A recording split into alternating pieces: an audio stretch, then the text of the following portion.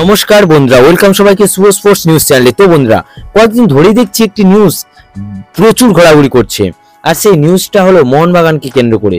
তো junior Moreno, ভেনেজুয়েলার এই প্লেয়ারটি নাকি মোহনবাগানে খেলার জন্য কলকাতায় আসছে, আর এই নিউজটা ছড়িয়ে পড়েছে তার পোস্ট করা একটি ফটো থেকে। ফটোতে দেখা যাচ্ছে তিনি কোথাও যাওয়ার জন্য বিমানবন্দরে দাঁড়িয়ে আছে পরিবারের সঙ্গে। আরে ভাই, কেউ বিমানবন্দরে দাঁড়িয়ে থাকার ফটো পোস্ট করলেই যে ইন্ডিয়ায় আসছে সেরকম কোনো ব্যাপারই নেই। সে ইন্ডিয়াতে নয়, সৌদিতে যাচ্ছে।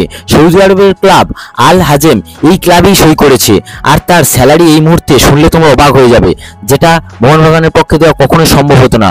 তার স্যালারি 23 কোটি টাকা। ভাবতে পারছো 23 কোটি টাকা স্যালারির এই প্লেয়ারকে মোহনবাগান কিভাবে আনতে পারে? তো বন্ধুরা, নেক্সট আপডেটটা মোহনবাগানের নতুন কোচকে নিয়ে।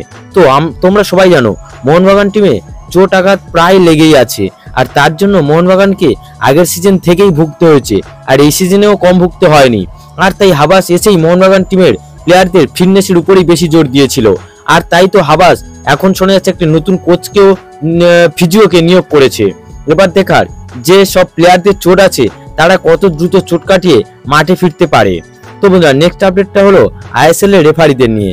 আইএসএল এর রেফারির যে কতটা নিম্নমানের তা তোমরা অবশ্যই দেখতে পাচ্ছ প্রতিটা ম্যাচেই। মানে এমন কোনো ম্যাচ নেই যেখানে রেফারি খুব ভালো হয়েছে, আর এই খারাপ রেফারিং এর জন্য প্রতিটা আইএসএল দলগুলিকেই ভুগতে হয়েছে।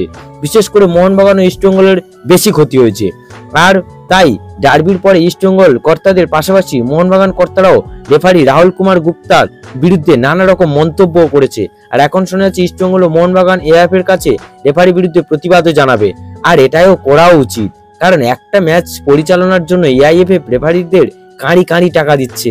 তাই এখন সময় হয়েছে রেফারিদের বিরুদ্ধে কোনো কিছু একটা সিদ্ধান্তে আসার। নেক্সট আপডেটটা হলো ইস্টবেঙ্গলকে নিয়ে। তোমরা নর্থ ইস্টের বিরুদ্ধে নেক্সট ম্যাচে ইস্টবেঙ্গলে সৌভিক চক্রবর্তীকে পাবে না, তার কারণ সুপার কাপে ফাইনালে যে লাল কার্ড দেখেছিল তাই, আর ডার্বিতে খেলতেও পারেনি কারণ আইএসএল এ তার 4টি হলুদ কার্ড ছিল, তাই খেলতে পারেনি। আর এই সব ফালতু নিয়মের জন্য সত্যি আইএসএল এর মান আগের থেকে ঊর্ধ্বগামী হওয়ার জায়গায় নেমেই যাচ্ছে। তবে ইস্টবেঙ্গল হরমনজিৎ খাবড়া ও ভিক্টর ভাস্কর্যের মতো প্লেয়ারদের পেয়ে যাচ্ছে নর্থ ইস্ট ম্যাচে, আর নর্থ ইস্টের বিরুদ্ধে জিততেই হবে ইস্টবেঙ্গলকে। আর এই ম্যাচ জিতলে তবেই তারা টপ 6-এ পৌঁছাতে পারবে, একটা মোটামুটি ভালো জায়গায় আসতে পারবে। তো বন্ধুরা, এই ভিডিওতে আপডেটগুলি জানানোর ছিল, তাই সবাইকে অনুরোধ করবো যারা ভিডিওটি দেখছো সবাই প্লিজ লাইক ও সাবস্ক্রাইব করে দাও।